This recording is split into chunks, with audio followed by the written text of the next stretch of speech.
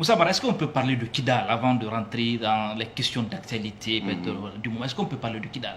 Parce qu'on se rappelle que vous avez fait une visite hasardeuse à Kidal et on se rappelle de la débâcle de l'armée malienne. Est-ce qu'avec le recul, vous ne dites pas c'était une erreur de jeunesse? Oh, vous savez, le déplacement de Kidal, vous le qualifiez de hasardeux, c'est un déplacement qui a été décidé en Conseil des ministres.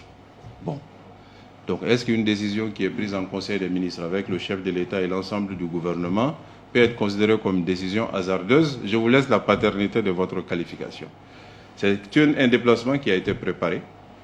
C'est un déplacement qui a été exécuté avec l'ensemble des forces armées de sécurité du Mali. Et c'est surtout un déplacement qui était pacifique. Les gens ne le savent pas. Il y a eu des dérapages, mais le déplacement, lui, était pacifique.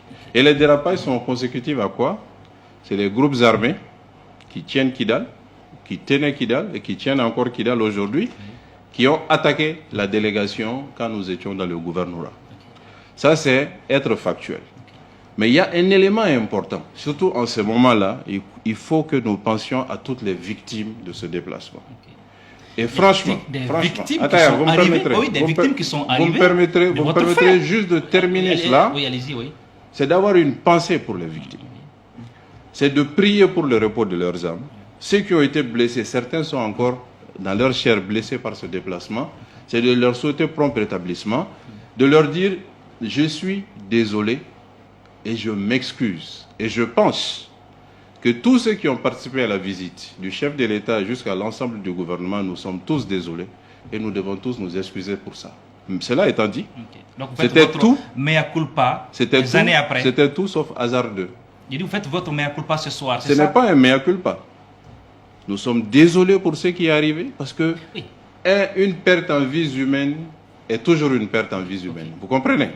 Donc, on est désolé et on s'excuse au nom de l'ensemble du peuple malien. Parce que le déplacement a été fait au nom de l'ensemble du peuple malien. Vous auriez pu le faire quelques jours après, mais vous étiez dans une autre posture.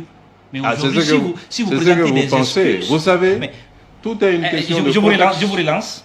Les chancelleries occidentales avaient dit que le terrain n'était pas favorable, que vous ne devez pas être à Kidal. Vous avez eu des informations. Mais pourquoi cet entêtement d'aller à Kidal et faucher des vies humaines? Mais c'est que vous ne savez pas. Est-ce qu'il n'y avait pas des visées politiques derrière? C'est que vous savez. Je crois que vous m'avez posé la même question avec le même ton et la même qualification. Je vous ai donné la même réponse avec le même sourire. Ce qui s'est passé. Ça vous fait sourire les mots? Non, avec le même sourire. Avec le même sourire à vous. Les préfets égorgés, ça vous fait sourire, Moussa Mara? Vous voulez bousculer. Vous voulez faire le buzz. Moi, je vous réponds simplement. Non, ce n'est pas le buzz. Le simple, c'est quoi? C'est sur la visite quand même, Moussa Mara. Il y a eu, parce que vous allez garder il y a eu avant la visite. Oui. Il y a eu avant la visite le déplacement du chef d'état-major général des armées, Maman Touré, qui vit, et je l'ai dit en maintes reprises, qui est allé sur le terrain et qui, par la route, a fait le tour de la région.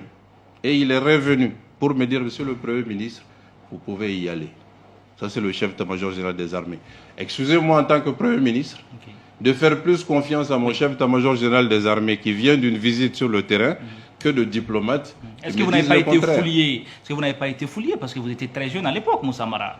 C'est là, avec le recul, est-ce que vous n'avez pas été fouillé? Non. Ce chef d'état-major-là, il a constaté quelque chose sur le terrain, il est venu le dire. Parce que le président lui-même, après votre visite, dit, Beka, je le cite, il dit « Aucune fanfournade politicienne ne me fera prendre mon avion pour créer un incident entre Maliens. » C'est le président Ibeka qui parle, donc ça veut dire qu'il est en contradiction avec votre action. Mais c'est le même président Ibeka qui a dit au lendemain de mon retour que c'est lui qui m'a envoyé à Kidal et que tout ce qui a été posé comme acte par le Premier ministre l'a été dans l'intérêt du Mali.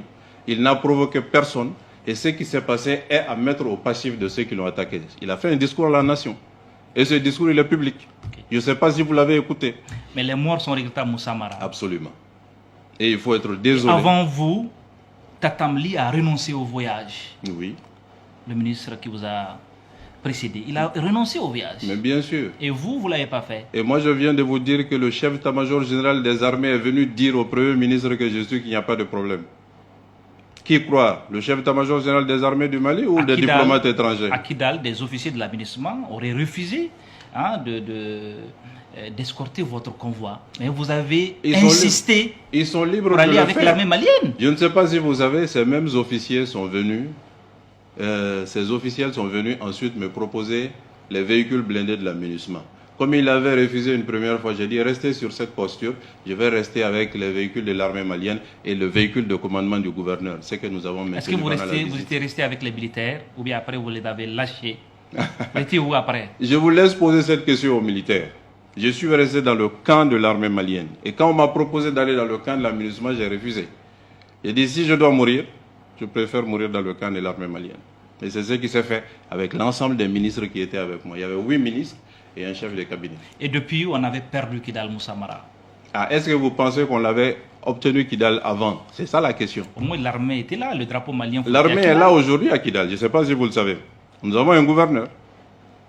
Nous avons le drapeau malien. Ou bien à Taher. Oui. Bon. Mais votre action a quand même coûté des vies humaines, Moussa Mara. Mais je viens de le dire. En tant que politique qui aspire diriger le pays. Je viens de le dire encore une fois. Oui. Cette action a été engagée dans un cadre républicain. Ok. Cette action a été mise en œuvre avec la préparation nécessaire. Il n'y a pas de regret. Cette action mais a été vous conduite dites la préparation nécessaire avec les pertes en vies humaines, Moussa Mara. Mais avec la préparation Parce nécessaire. que les renseignements, c'est-à-dire que le rapport de la commission d'enquête disait que les groupes armés faisaient 1500, alors que l'armée malienne faisait 256 éléments. Je viens de vous rappeler à Taher, le chef d'état-major général des armées s'est rendu à Kidal 2 semaines avant que je n'y aille. C'est vérifiable. Il a circulé à Kidal. Il est revenu, il m'a dit clairement, vous pouvez y aller, il n'y a pas de problème. Une partie de votre délégation est restée à Gao.